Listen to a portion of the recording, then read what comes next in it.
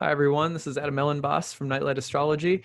Today is Tuesday, September 17th, and I'm sitting down to make a little video about Saturn turning direct right now. So Saturn is stationed in the sky, meaning it's not moving, and it's going to be turning back to direct motion after being retrograde since the beginning of May of this year. So that's a big transition. A lot of people have been writing to me, asking me if I'd do something, a video on it. I'd already been planning to do one, so it's uh, perfect timing to sit down today and talk about it. I'm going to talk about Saturn stationing to turn direct. We can't talk about it without talking about the south node of the moon, which it's conjoined with right now. So we're going to talk about those two together. And then we're also going to talk about the connection. I'm going to tell you a story actually from a very vivid dream that I had last night, which ended up being really illustrative of the Saturn South Node conjunction right now, which happens to be on my natal moon. So I'm going to tell you a story about that, and also Saturn's connection to dreams and dreaming, maybe in a more general sense.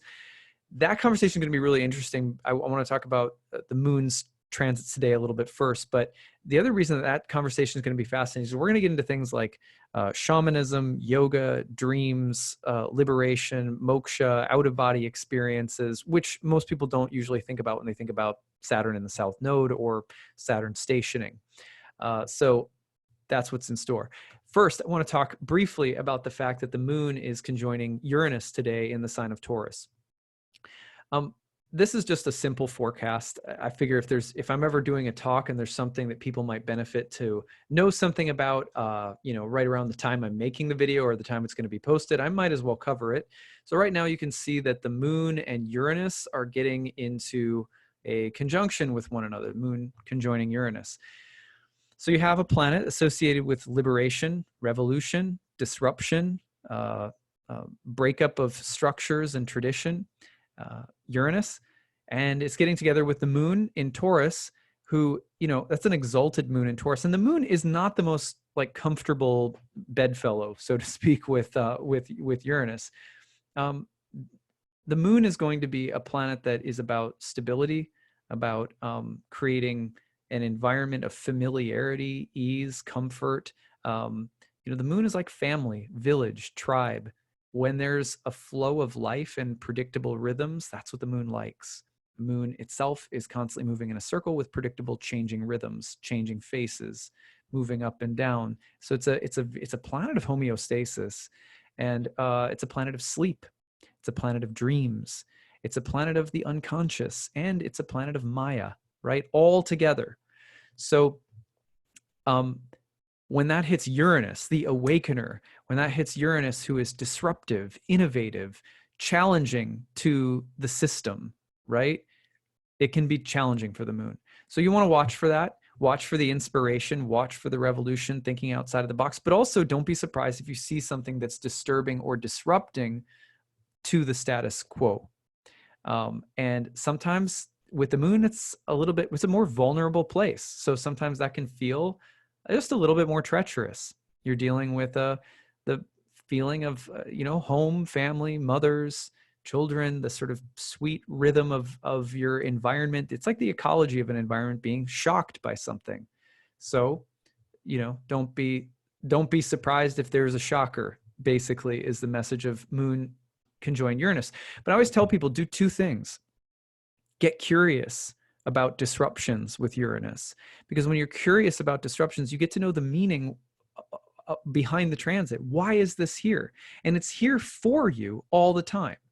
Every transit, every disruption, every time something doesn't go the way that we think it will or want it to, even though there's the human pain of dealing with it, because we are biological creatures that have nervous systems, you know what I mean? But there's also a treasure if we stay interested and curious in our experiences, especially the disruptive, sudden, alarming ones. That there is discovery that can be there if we have curiosity and a little tolerance and patience. If we can assume that everything is here to lead us, guide us, teach us, help us, and we take that as an assumption about how reality actually works, it's a brave assumption to take, because we also have to think about that in relation to everything, not just some things, but everything. And when we do that, even if we have to allow ourselves to experience pain. But, you know, if we do that, then every experience can become very liberating, even though it appears to be very limiting.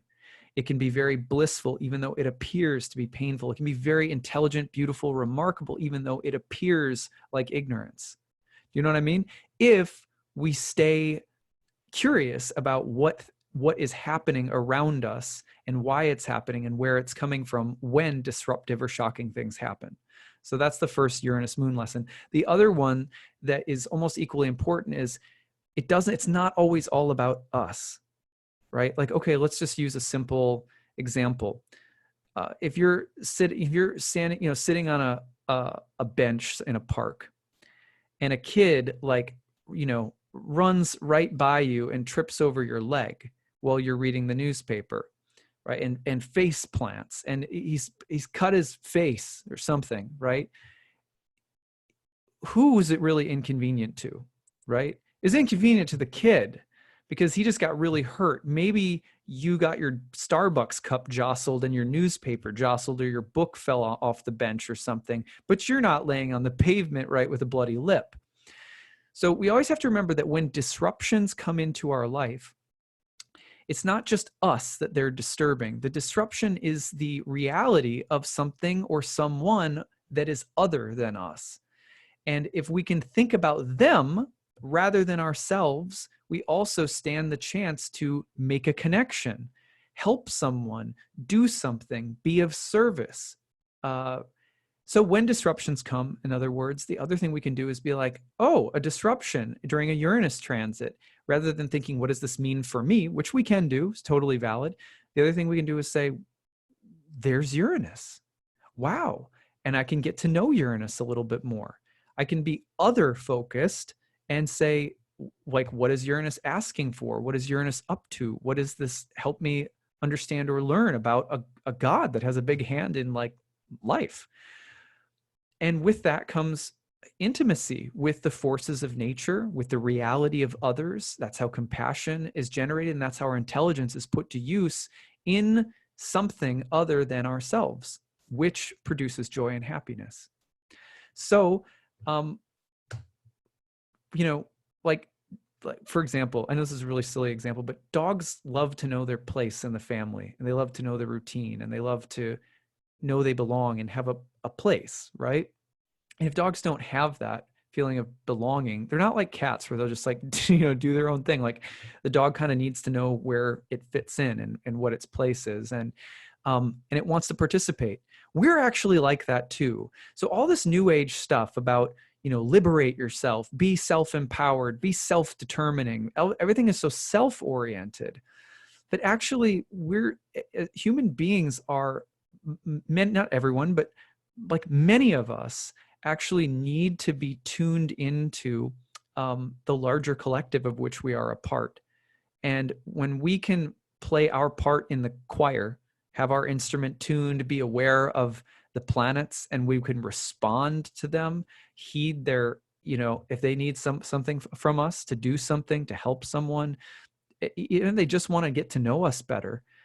Thinking of planetary transits when something swoops into your life rather than something happening to you as the presence of someone or something other can simply start changing our thinking, so that, you know, and we become happier when we know our place, when we belong to a larger cosmos of which the planets are real beings, not just, you know, reduced literary metaphors that were created from human brain chemistry in order to provide some semblance of meaning, as maybe as good as a movie, but nothing much more than that, right? If that's how we're treating astrology, and it's only ever about us, we're missing out on actually getting to know Uranus, who it turns out is actually a god, right? So we have to, you know, give them some reality, just like you don't just take a plant for its chemistry. There's an actual plant spirit that can talk to you when you work with herbal medicine. So same idea with the planets. Let's actually see these disruptions in our life as a chance to get to know someone or something.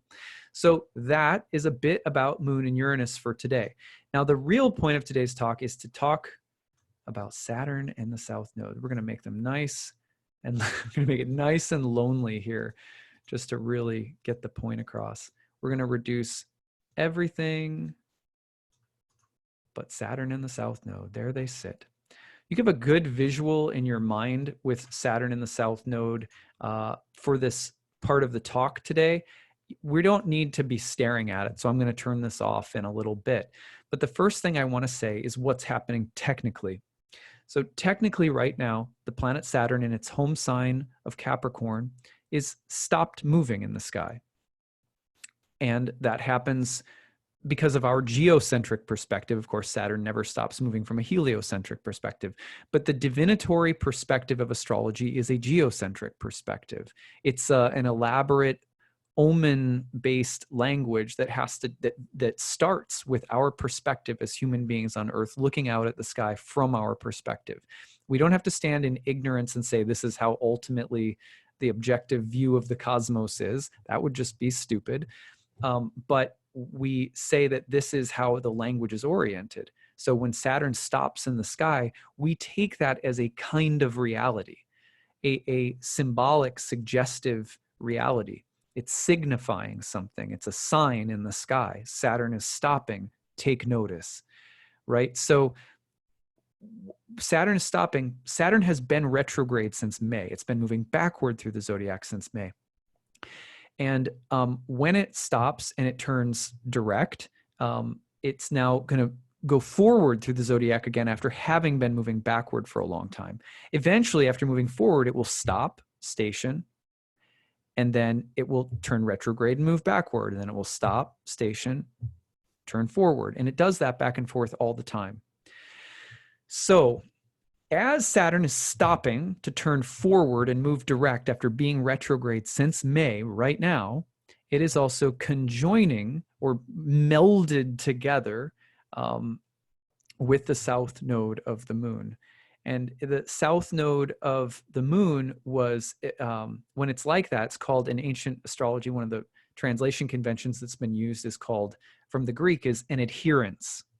So the two are melded together right now. And so we have to know what is the nature of the south node right now and talk about that a little bit in order to really understand what's going on with Saturn turning direct. So that's going to be part of what we have to talk about.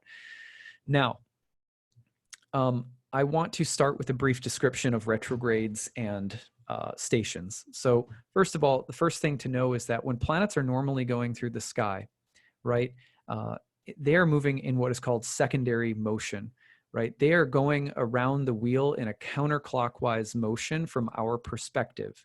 Whereas the primary motion of the sky is carrying the planets and all of the stars and everything in the opposite direction, from rising in the east to culminating above to setting in the west.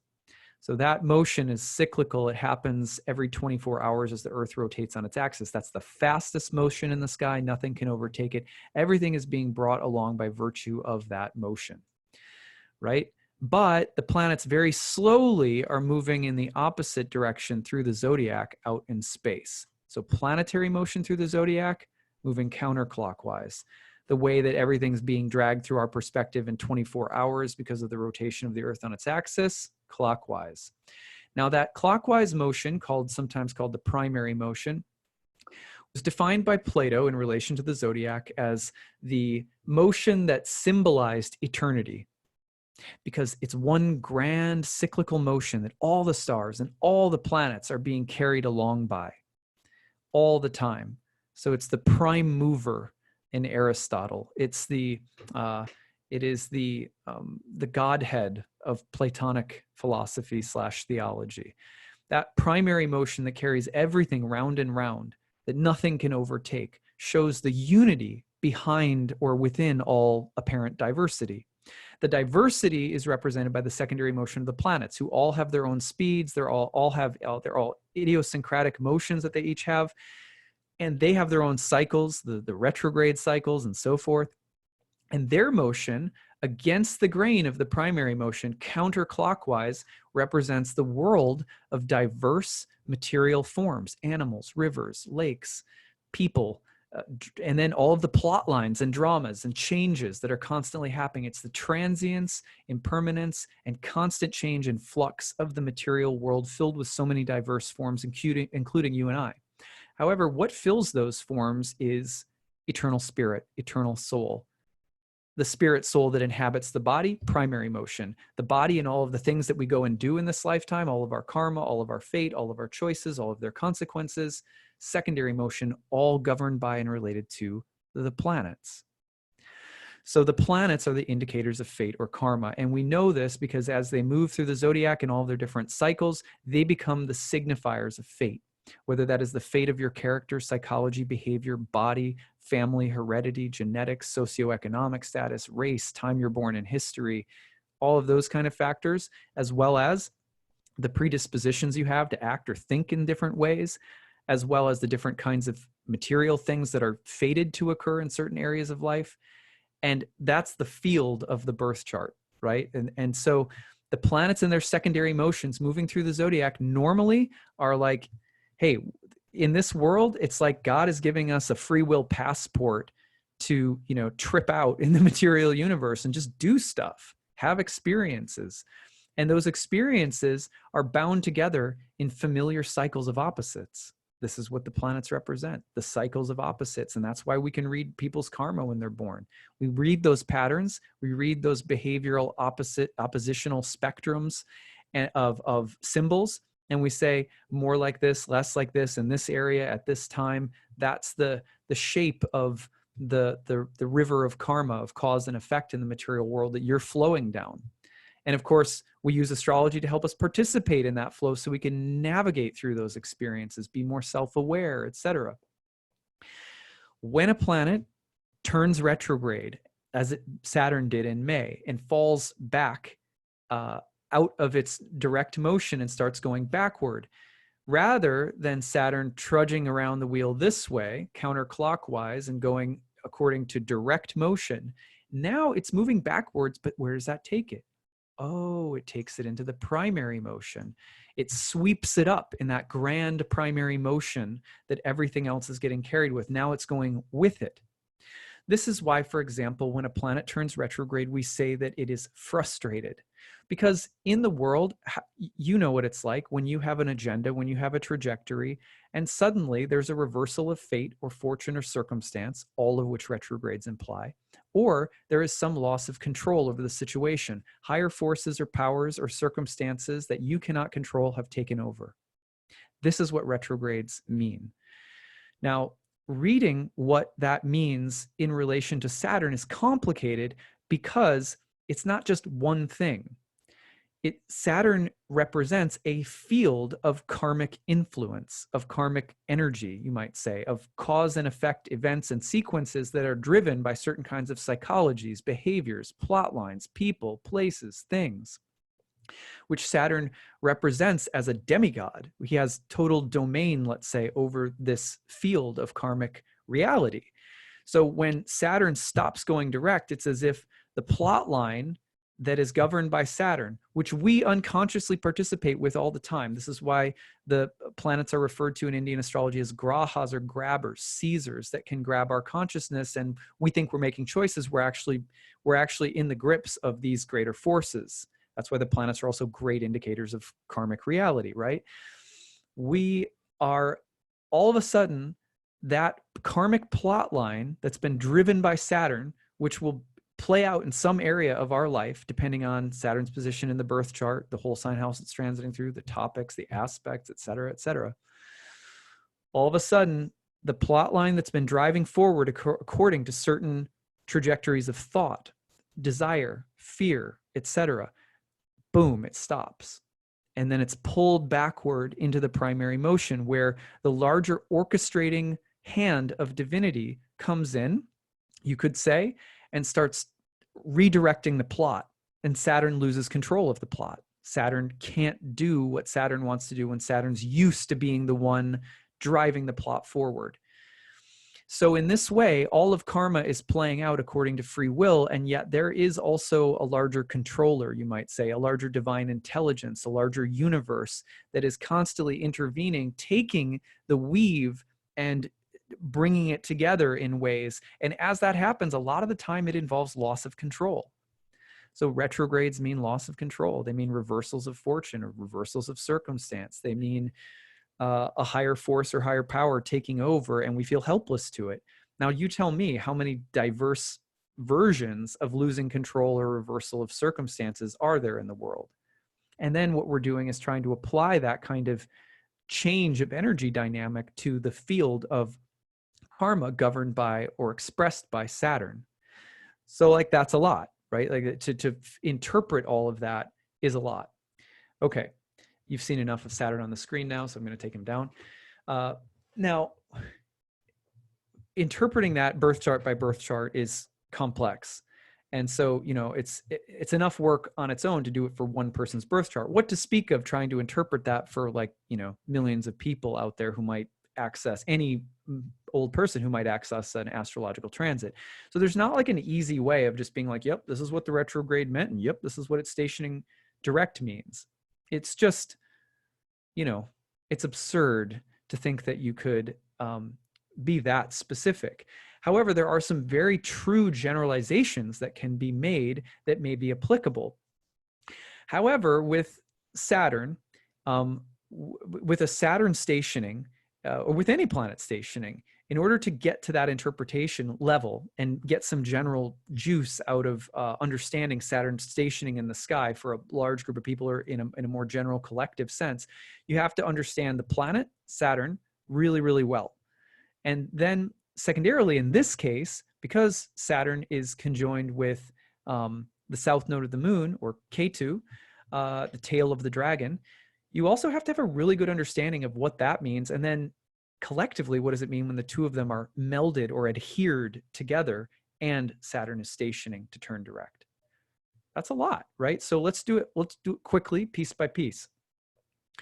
So Saturn, one of the things that Saturn represents is control, austerity, discipline, rigor, seriousness, sobriety, maturity, old age, winter, numbness, coldness, harshness, death, decline, old age, disease, depression, melancholy, anxiety of an existential kind, dread, isolation and loneliness, darkness, for better or worse, right? So prisons, locks, negation, the word no, these are all things that Saturn represents. So you have to imagine that the flow of life is dictated. In this case, we're looking at the flow of karma according to Saturn. So Saturn karma in our life will be specific to whatever house it's traveling through in your chart right now. Where's Capricorn? Where's the whole sign house of Capricorn, etc. By its dignity, well, Saturn's in its own sign of Capricorn, which means Saturn, it's a more effective Saturn. Might have more to do with things like control, rigor, seriousness, discipline, conservative qualities that get the job done, reality, maturity, sober, good thinking.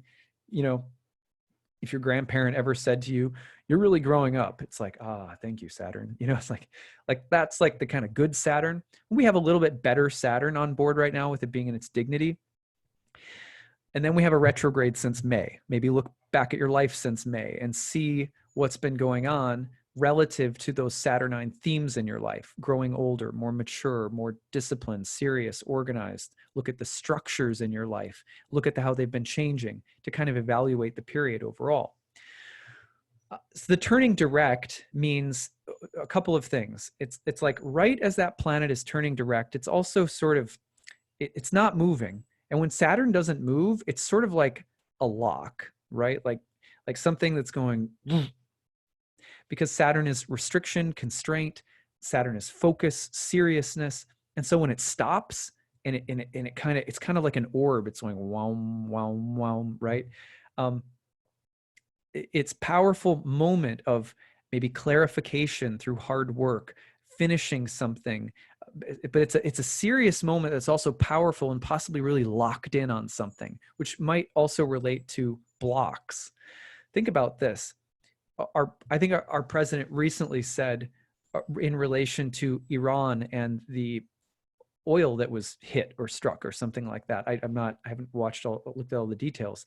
He said, we're locked and loaded, right? It's like, right? Saturn stationing. It's a stare down. It has that feeling of serious and intense and kind of like white knuckled. You know what I mean? So that's Saturn stationing. Okay. So as Saturn is stationing like that and then turning direct, the idea is also that whatever this retrograde period has been, where there's been some degree of control taken away, where it's been a bit of a free fall, or it's been the sense of things being interrupted or not being in control, or not being able to be as mature or sober or whatever as you'd like, or, you know, kind of like falling out of your adult mode and you wish you could stay in it, or what, you know, whatever the Saturnine, the feeling of struggling with Saturn over the summer, right, is now coming to an end. And the momentum shift to turning direct again is sort of like, okay, the bigger hand of the universe comes in and says, okay, we just need to adjust some things here. If we're listening, if we have a spiritual practice, thank you. How instructive. We get to know Saturn a little bit more, you know, get to know ourselves. You know, we get curious about why this is happening. Great. Turning direct is great. It's time to take that homework and put it into action. Go forward again with those Saturnian themes, learning something about them. But it's also conjoined with Ketu. And that's where it gets so interesting right now. Saturn's been conjoined with Ketu all summer. South node of the moon, tail of the dragon.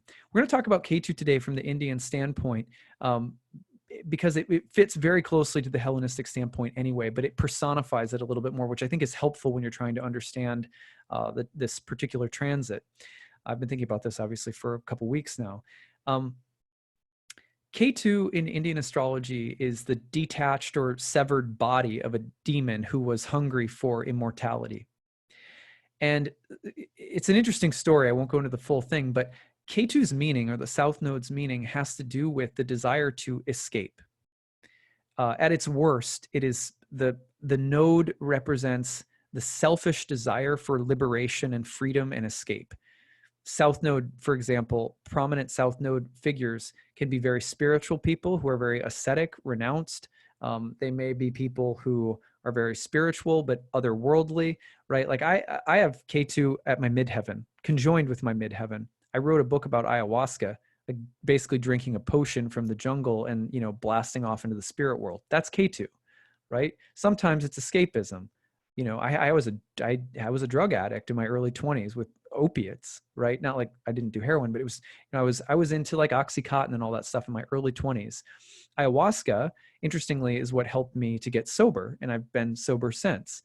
So that, like, but that Ketu is like, you know, I prefer another world, please. You know, like I prefer altering my state, or I prefer being out of my body, or I prefer spiritually bypassing something, or like, so that's Ketu. And Ketu's very deceptive and smoky character in Indian astrology, which means, you know, this is a subtle thing. We don't always recognize it. It's an unconscious force. It's, for God, it's related to a demon, right?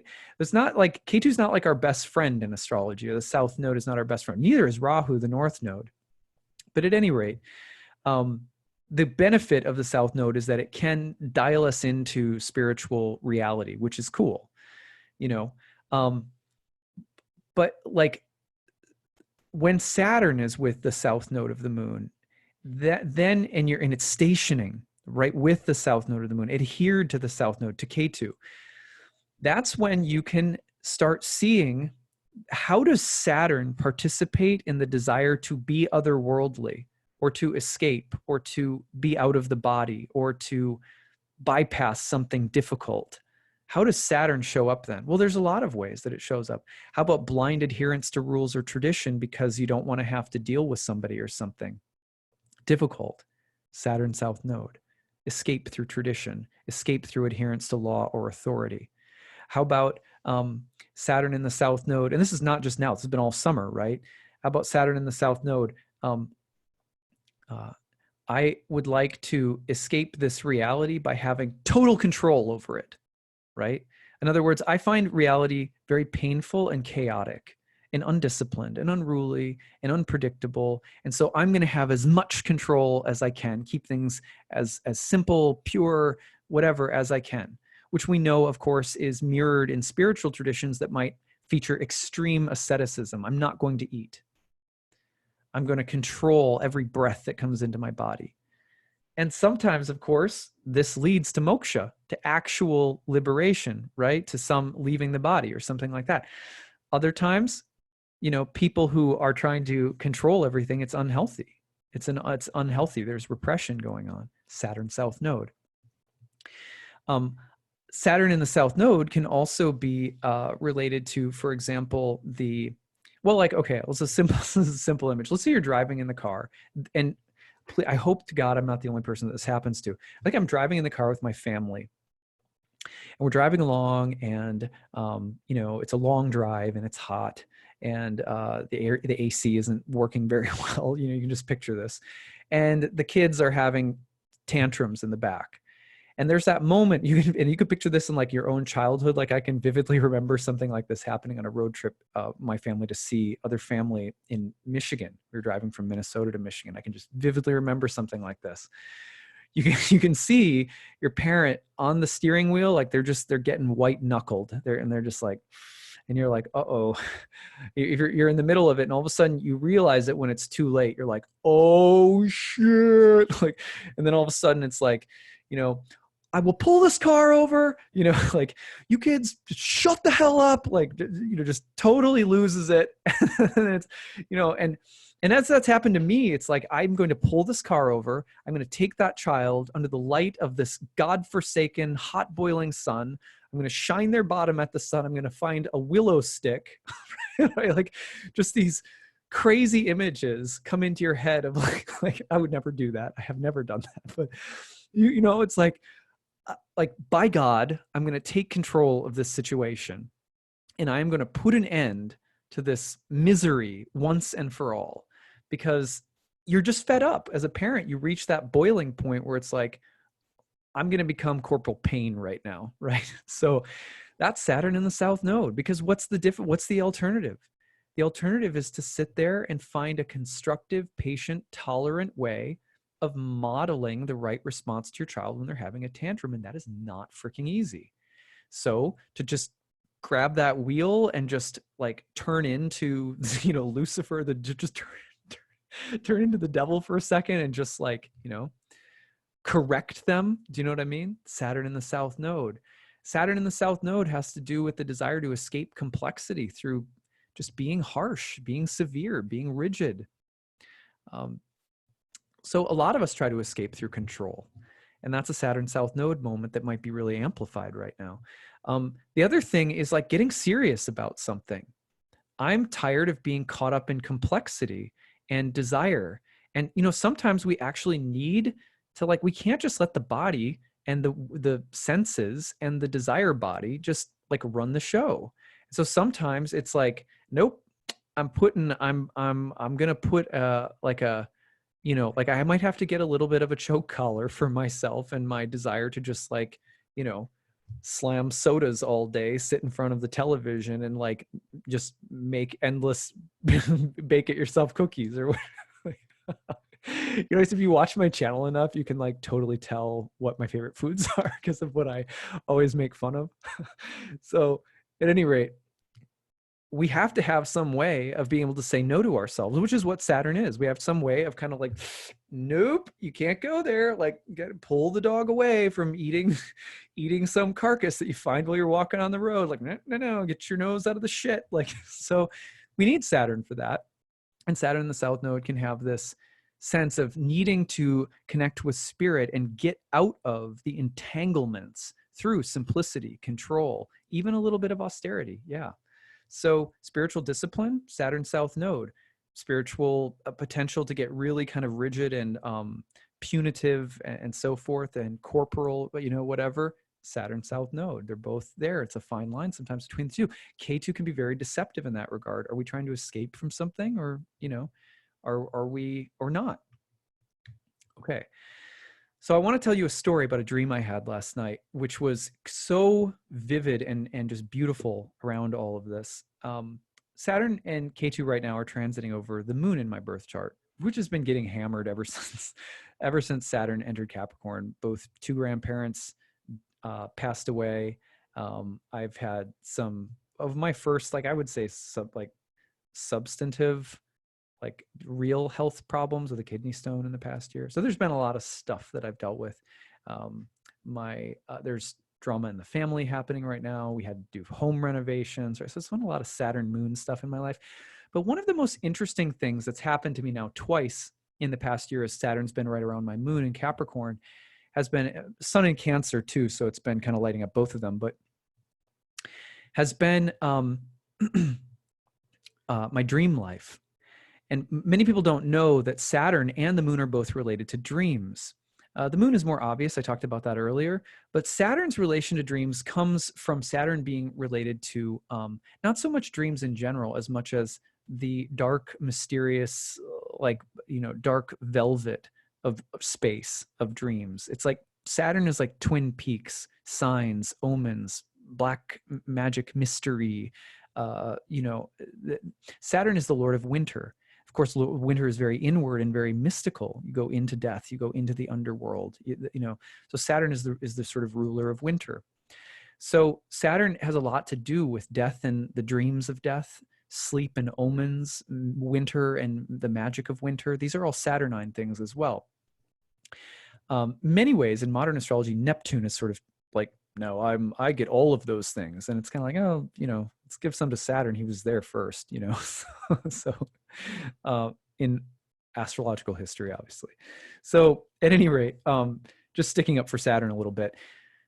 Saturn and the moon oftentimes has to do, Saturn moon contacts in your birth chart, or just generally often have to do with disturbed dreams, nightmares, darker but maybe really deep substantive signs or omens that come in dreams.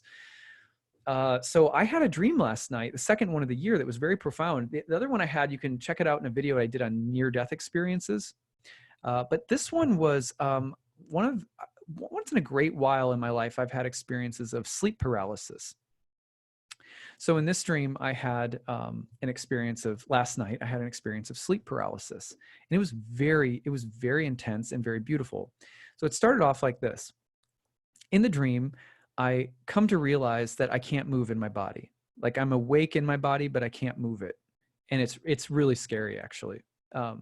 Pretty terrifying. And then I start floating out of my body. And in that floating out of my body, I'm looking at my body. And instead of seeing my body, I saw the shell of a crab. It looked like the shell of a crab because it was kind of like hard and in place, almost like rigor mortis. And it was kind of just like locked into this place. And it wasn't a crab like a brittle crab either. It was like a petrified ancient crab. It was actually kind of beautiful, but also scary. And I was hovering over my body, and suddenly I had this incredible insight.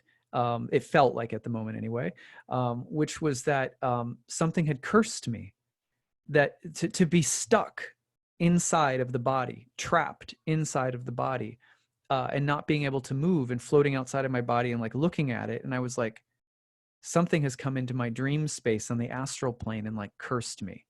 Right. And that was this like that. And then all of a sudden, like as if on cue in the dream, the lights in my house started flickering, and it started feeling like that there was like wind coming in through windows, even though they weren't open. And I was like, oh boy.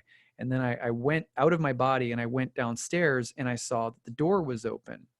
And I was like, oh boy, I better go close it. So I go down to close it. And right before I can close it, the door goes boom and slams shut. And I was like, oh shit. Right. Like, no, it's a spirit that's in this house that's cursed me. And I started flipping out. Right. But then weirdly, I found myself hovering back over my body again. And instead of like the intense fear that was there, suddenly I had this totally different perception. Instead of looking at like a rigor mortis crab, I was looking at a really heavy, deep, thick, and kind of loamy tree root system. So my body was still like fixed and anchored in this like weird sleep position that looked like rigor mortis, but this time it was like kind of more moist and really earthy, rich black soil meets deep roots. And it was just like stuck, like not moving, like anchored, but in a way that was not terrifying, like the rigor mortis ancient petrified crab. And so then what was really interesting was I had this perception, oh, this isn't a curse. I suddenly realized that in my dream, the thing that was causing me to not be able to move in the body was the fact that the breath was circulating in my chest, and that it like horizontally, like from shoulder to shoulder around in a circle in my chest. and that the prana was like circulating there. But that normally it would circulate from like the top of my head down to my toes, down to my toes, up to the top of my head. And that somehow in my sleep, that pattern of breath had changed and I had gotten locked into like a circular loop in my chest. Excuse me. And then I saw the image of like yogis in both like ancient India and now, and even like shamanic tribes in different parts of the world being buried like underground, right? And then they basically stop their metabolic processes and they go into like this crazy samadhi, and they can be buried and then like literally brought out of the ground like a day later or something, or 7 days later or whatever it might be. And they'll just come back to animated life. And this is a thing. This is actually a real thing that's happened, that does happen with yogis. And these are the siddhis of the yogis, the mystical powers that they develop through incredibly rigorous training of their breath through pranayama and other things. So they learn how to stop their own heart rate. I mean, it's very incredible what some of these mystical powers that they cultivate through these yogic practices. I was realizing that somehow, not intentionally, that another way of seeing it, rather than I'm stuck and I've been like cursed and I've got to get out. The other thing was like, oh no, I've moved into like a yogic breathwork pattern of some kind. And that when one moves into that pattern, they can also, it's like it shuts down enough of the body that somehow the spirit can leave the body. And that's what's just happened to me. And wow, that's really cool and very interesting. And I thought at first I was just elated. Like it was just this feeling of like amazing bliss, that like, how amazing is the universe that like our spirit can literally use different techniques with the breath, and that the body is really dependent upon the breath. That was the gist of it. And that the breath is under control of the spirit and the intelligence, so forth. And that shifting that around in these subtle ways, shamans have hit the spirit world, trance, meditation, etc. So it was kind of this really like, it turned from like really scary to really beautiful. And then all of a sudden I got scared again because I realized, but I don't know how this mystical power works. And this mystical power is like really powerful. And I don't remember doing this. Somehow I just landed here. How do you get out of this? I was really scared because I was like, I didn't know. And then the next thing that happened was there was this like awareness or a voice or something like that came and was like, it's not you. You're trying to get out by thinking about moving your body.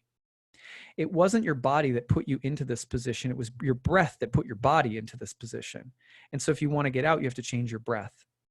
And I was like, oh. And so, and I was like, I'm not sure how to do that when I'm outside of my body. And then there was this awareness that was like, oh, they're still the same thing. You're disconnected from it, but you're not fully disconnected from it. So just breathe outside of your body right now, take some deep breaths, and you'll start to transition from top of the head down to the bottom of the toes again. And I was like, oh, okay. So I just started taking some deep breaths. And then the weird thing that happened was the same thing that happened in my other dream that I blogged about earlier in the summer, where suddenly I sat up with a big gasp, like, like, right. And I was like, wow, like that was crazy. Right. Okay. So as I woke up, I sat there and basically I was like, this is Saturn and K2 stationing. That was so Saturn and K2 stationing on the moon in my chart, and, activating the Cancer Capricorn axis and stuff like that. But let me explain to you why. And I think you'll get something out of this. So otherwise I promise you I wouldn't bore you with my dreams. So the first temptation of Saturn and K2 is to feel like life is a prison, to feel like life is a curse, to feel like life is being trapped inside of something that you don't want to be trapped into. Saturn and K2 is like the rigor mortis crab. It's the ancient past. It's the feeling of being nothing more than the animal body. It's the feeling of being stuck in a pattern. It's the feeling of frustration with being imprisoned. It's the feeling that the material world is a curse and that you want to get free from it. But as soon as we engage with that, we start trying to leap out of the body and we're hitting the walls. We can't move. We're paralyzed by that reactiveness to the plight of being embodied as a spirit soul. We can't get out that way, right? That's not. And if we start getting afraid and thinking that it's a curse, the world starts reflecting that. The lights start flickering in the material world. The doors start slamming. The presence of evil seems to be peaking. And that's because we're relating to the world from a place of fear, assuming that our predicament as spiritual beings in a material body is a curse, right? And so that was the first part of the dream. And then the next part of the dream, Saturn in the South Node is also like in this dream. Remember, when I move into seeing the dream, when I move into seeing the sleep paralysis. So, and this was an important part too. When I came back to seeing the roots, kind of a Lomi root system, and that was the image of the paralyzed form of my body laying on the bed, that what accompanied that was the awareness. This is not called sleep paralysis. It's not a curse, and it's not called sleep paralysis. It's a yogic breath lock. But there's that word lock, right? Lock, Saturn and Ketu again. So what do we do with, like, how does Saturn, again, with Ketu participate in spirituality? Well, it's like, all of the different yogic locks, your toe lock, it's your mula bandha, it's, pulling the pelvis floor up so you lock in the sexual energy. It's locking in the breath so that you can be buried underground. What does that locking do for the yogi? Well, for the yogi who wants to escape material reality, for the yogi who wants to get out of material reality, the practice of austerity, of locking something in, of restraining the breath, of restraining desires, of exercising control over the material nature, right? Through that, boom, out the crown chakra. Enough of that lock, you can separate your spirit from the body, and you can rise right out and go. And that's exactly what is described in the Yoga Sutras and all of the scriptures about the technology of yoga, right? But it's that Saturn. So that's Saturn in the South Node, the yogic lock, right? But then I got afraid again, right? And I thought, well, how do I get out of this? And it was an adjustment of the breath. It was a subtle adjustment. It was a subtle adjustment. And the fear that I had was, this is very powerful and very dangerous, right? So then coming out of it, I take the gasp, subtly shift my breath, because the next thing was to want to get out of it. And in that side of things, there was also this elation. The first one was fear, right? This is cursed. I can't get out of here. I'm in a sleep paralysis. The second one was, look at how powerful I could be. Look at how powerful people are. Look at these amazing mystical techniques. So there was an enamorment with power in the second one that was more like fills you up with like, oh, and then I got afraid again, and then tried to get out of the prison, right? Ketu. Both cases, it's Ketu.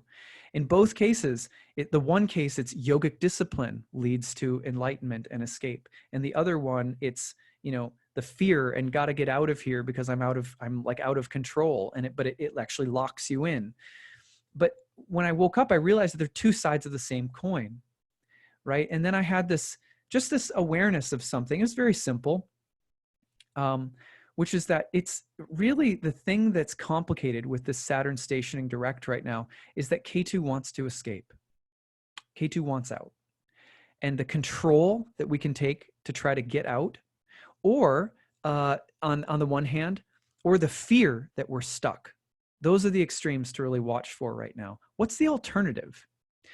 In the practice of bhakti yoga, someone asked me the other day if I could comment on, because I talk about God in my posts and write about God and stuff like that. Someone said, maybe tell us a little bit more about God. Like, what does God mean to you, or something like that? So, okay, well, this is a good enough talk to include my feelings or thoughts. Not that I expect any of you to adhere to these, right? But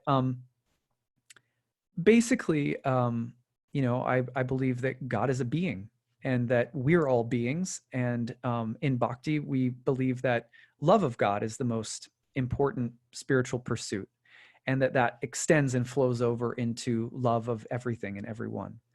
These are the two teachings of bhakti that are universal, really. They're found in so many traditions. And Christianity, Jesus calling on the the Jewish scriptures, sort of before him. Like, we break these things apart. They're really a part of, we call it Judeo-Christian for a reason. But that Christ calling on previous prophets and teachers of the law, saying, what are the two greatest commandments? To love God and to love one another.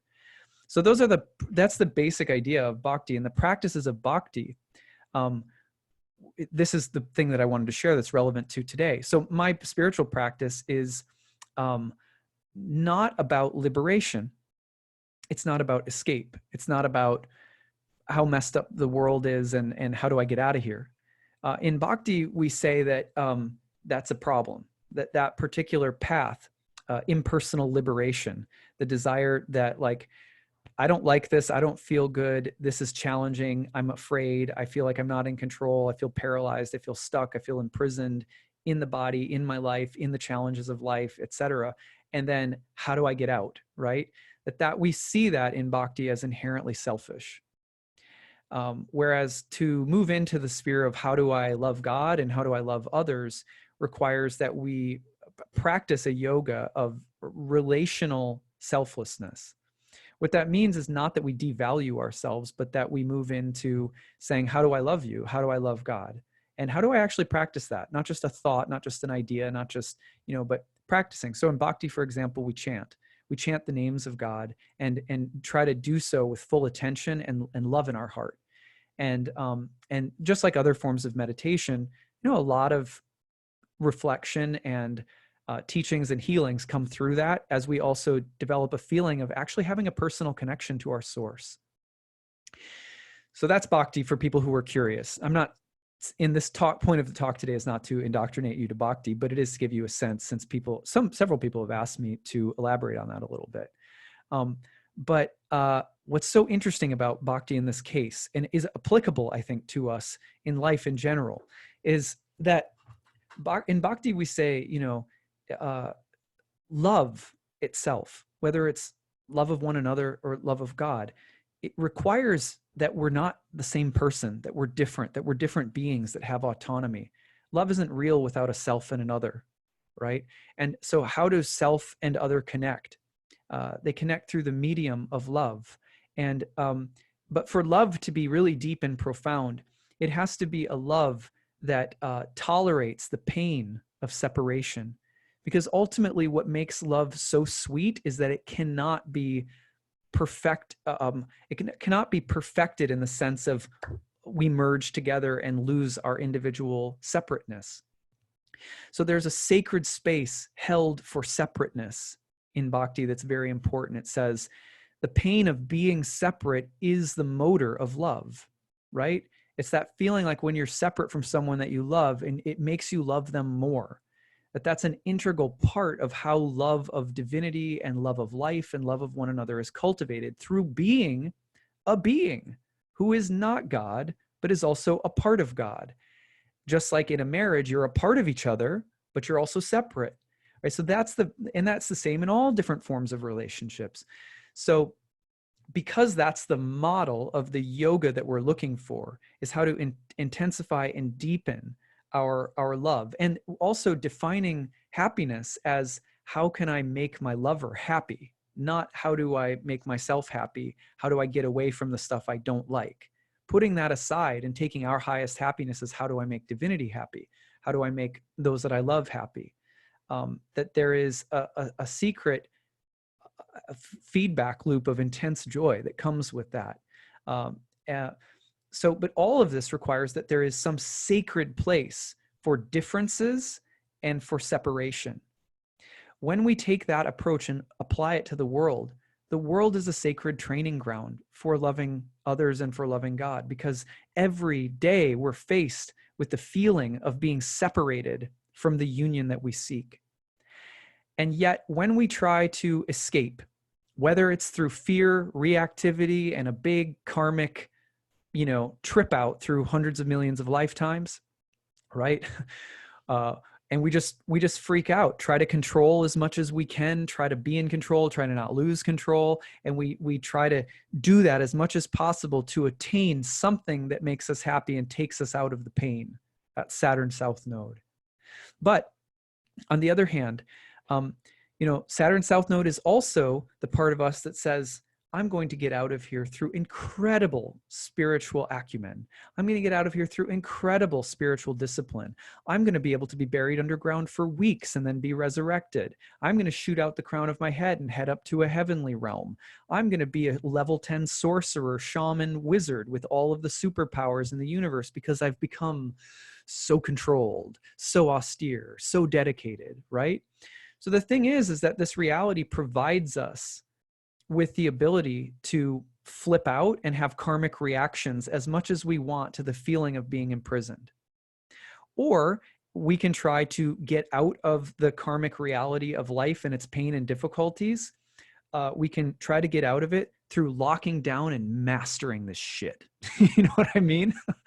And I'm not trying to say that that's what all yogis ever have done or something like that, who have practiced breath control or anything like that.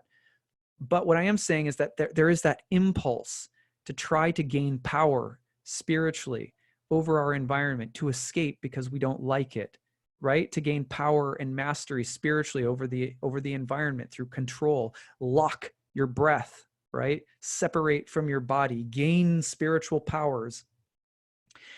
And ultimately, that path is treacherous as well. What do both of those paths lack? Both of those paths lack the ability to look at the world and say, I'm in exile from my heart. I'm in exile from love. I'm in exile from God. And yet, thank you. Because those feelings of longing for that happiness, for that connection, for that union, for that bliss are the motor of my growing love. They're the things that drive me toward, if there is going to be intimacy, if there is going to be love, if there is going to be a higher truth, if there is going to be an absolute consummation of bliss, happiness, eternality, light, love, etc. If that stuff is real, then it is going to happen through me sanctifying, blessing, and being with the separation that I feel, the prison that I'm in, right? It's going to be about being here with it and growing closer towards love and towards divinity through it, right? And because I know that love requires that kind of reality. And that's what bhakti is all about. It's why I'm so attracted to it, because to me, I want to be real. I want to be a real being, and I want God to be real, right? That's my heart's desire. And I know that that's something, my faith is that is real. My faith is also that we can live in exile from the reality of those truths if we don't strive and practice the art of love. We can't jet out our bodies with yogic techniques, right? And we can't try to just control everything and just try to make it as nice and as painless as possible.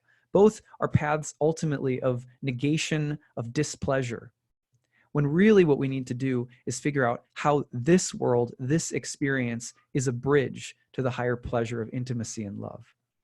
So those are the spiritual lessons that I wanted to talk about today based on the dream that I had last night. I take it as an incredible dream. Here's the other thing. Last thing I'll say. Saturn in the South Node also tend toward, not just the yogic technique of controlling our breath or controlling our vital airs and then, mastering something, which, again, to me is not so much the paradigm that I'm interested in. But also it can have a lot to do with veneration. Saturn likes to be respected, right? Like earlier I said, Saturn South Node, blind adherence to authority or tradition, right?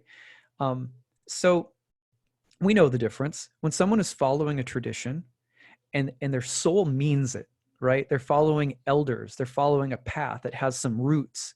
It's rich and it's loamy, right? It has life in it.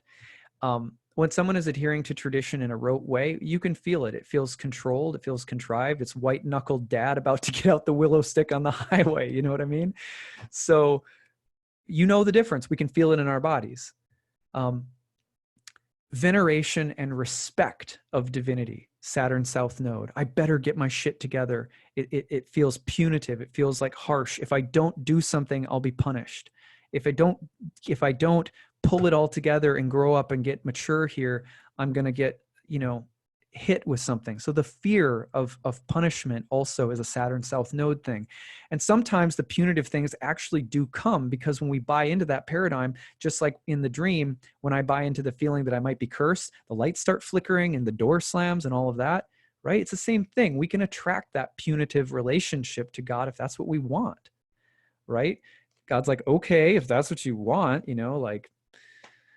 but we do that by means of interpreting this reality, rather than staying curious and asking questions about it. We try to lock it down, and then that leads to this idea of also a God of crime and punishment. So the problem, though, is this: Saturn in the South Node, if it leads to the other thing that we want to be careful of in spiritual life, and this is also a part of bhakti, just again for those of you who are curious about my faith path. If God is a punitive God, and if God is a God to be like venerated, it's hard to be personal with a God like that. Have you ever had a strict parent or a strict father or a strict grandfather? It's hard to be intimate, personal. It's hard to be vulnerable. It's hard to feel safe. So in Vrindavan, or the land of Krishna, which is like the land of love in Krishna Bhakti, all of the inhabitants there, who are like highly realized souls, basically living in the land of love, which is like this sort of version of moksha, right? And but it's here. It's also here, and it's in the world, which is very interesting. At any rate, the inhabitants do not realize that Krishna, who is their ultimate beloved, who they are in complete ecstatic samadhi with in this realm, hanging out with God in this realm, still in that realm, there's yoga maya, which is the sweet, almost intoxicating power of heaven. And what it does is it allows each inhabitant to think of Krishna as their brother, their friend, their lover, their child, right? In terms of different human relationships. And what that does is because it's thought that if they were to see God as God, then it would be like, oh, it would be maybe terrifying, maybe terrible, maybe, like in the Bhagavad Gita, Krishna reveals his universal form to Arjuna, scares the crap out of him. And then he's begging him, please just come back to my friend that I know. So similarly, the picture of Krishna in heaven in bhakti is that of a place where people are in the most absorbed state of bliss with God, but they're thinking of God in proportion to their finitude, in a sense. You know what I mean? Like we're little jivas, we're little souls. And so the heavenly experience of God is intimate and personal. It's not meant to be blown out into like, oh God, right? Like that's actually thought to also be potentially very deluding and escapist in a certain sense, because when we look at God as like almighty, like that, that form of God can also interrupt our, it can enforce a hierarchy rather than intimacy. And it can also bring in this feeling of not being worthy, of being separate, of amplifying the separation rather than the also simultaneous connection. So for this reason, like, the Saturn in the South Node, we also have to be careful of like, the tendency for hierarchies of privilege, of rank, of honor to be a subtle way in which we escape something that is more personal, something where the sweetness of personal exchange is there rather than the sense of being like, oh my God, or I'm so great, or you're not as great as this is, or that comparative judgmental hierarchy scale, which can be very damaging. But again, many of us escape into because it's familiar. Well, if I'm given rank, title, position, etc., then that escapes my feeling of inadequacy. Do you see what I mean? That's Saturn in the South Node too. We have to remember that ultimately divinity wants a personal connection with us, where we even might fall asleep a little bit to the feeling of divinity's greatness. We can be like, you're my bud, you know what I mean? Like we don't have to, it doesn't have to be so towering so that it terrifies us. Of course, one of the most sweet pastimes of Krishna in the Bhagavad Purana is Krishna is a baby. And, unlike Jesus, where Krishna is, where Jesus is just like kind of worshipped as a baby. The thing I like about Krishna is that, the development of Krishna as a baby, who's mischievous, who's a thief, who is a troublemaker, who is a hero, like all the like different childlike infant images of Krishna. The archetypal imagination of God really is being fleshed out in a way that it's really not in a lot of places. That's one of the other reasons that I personally have loved Bhakti so much. But I think that right now, the message here is to remember not to escape through the impersonal, the void, the attempt to get away through some kind of hardness of heart, which may reinforce dichotomies like, oh, you're up there and I'm down here, or this is so great and that's so bad. We have to be very careful of those with Saturn in the South Node, because we can collapse into those very easily. So that's what I've got for you guys today. Hope that this was interesting, and that you have some new things to think about with Saturn in the South Node stationing. Let me know your thoughts. I'd like to hear what's going on for you. How did you relate to today's talk? What are your Saturn South Node lessons? What have they been like since May, since Saturn went retrograde? So feel free to hit that up in the comments section. I'd love to hear from you guys. Okay, take care. Bye.